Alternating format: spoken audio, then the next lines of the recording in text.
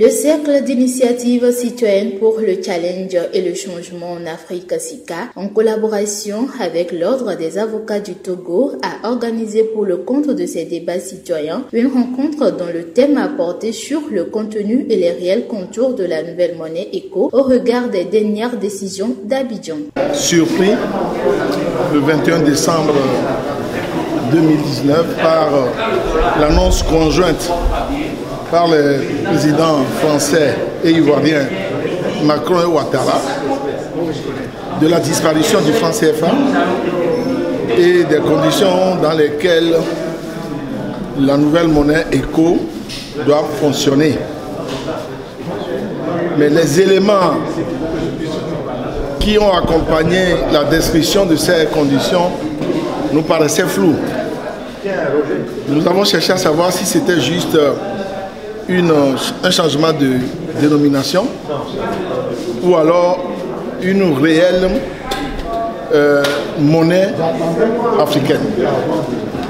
Et donc, comme nous savons que M. Khalif et M. Kakonou Bokor se sont occupés de cette question avec quelques points de divergence, nous les avons sollicités, les avons convaincus pour qu'ils puissent venir éclairer le public. Connus pour leur position parfois proche, parfois divergente à certains niveaux sur les questions du franc CFA, Kakonou Bokor et Nadine Khalif ont exprimé leurs idées vis-à-vis de la nouvelle monnaie ECO en remplacement du franc CFA dont l'annonce est faite il y a quelques semaines. La monnaie africaine est inscrite dans le programme de l'Union africaine intitulé Union africaine les 50 prochaines années, l'Afrique que nous voulons. Une chose est de critiquer le franc CFA et nous l'avons fait abondamment. Mais là où on nous attend aujourd'hui, c'est montrer notre capacité à aider les chefs d'État à mettre en place cette monnaie ECO. C'est ce que j'appelle le test de crédibilité. Au niveau français, nous attendons ce qu'on pourrait qualifier de test de sincérité pour s'assurer que la France accompagne bien le processus. Et a priori, on n'a pas lieu d'en douter. Mais il y a quand même ce test de sincérité. C'est le temps qui nous le dira.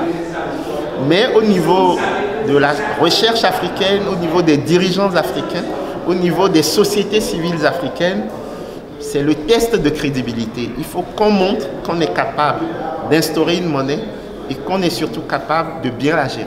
Qu'en est-il de cette nouvelle monnaie ECO? Doit-on s'en contenter puis s'en accommoder le moment venu ou doit-on la fustiger? La monnaie n'est pas l'alpha et l'oméga de la prospérité des peuples. C'est un instrument, comme le budget. C'est pour ça que dans le cadre de notre session, nous avons beaucoup insisté sur l'impératif de bonne gouvernance dans nos pays et aussi l'impératif d'avoir une vision partagée du long terme.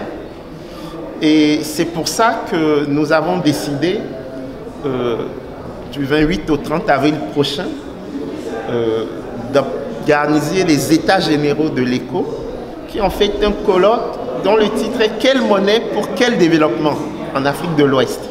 pour aller justement dans le sens d'une monnaie inclusive, d'une monnaie des peuples, d'une monnaie transformationnelle, une monnaie qui va œuvrer pour la prospérité partagée. Et donc cet impératif d'endogénéisation du processus monétaire en Afrique de l'Ouest, je crois que nous devons le porter. Et personne d'autre ne le fera à notre place. Il faut continuer par mûrir des réflexions autour du sujet qui risque de faire débat encore plus longtemps.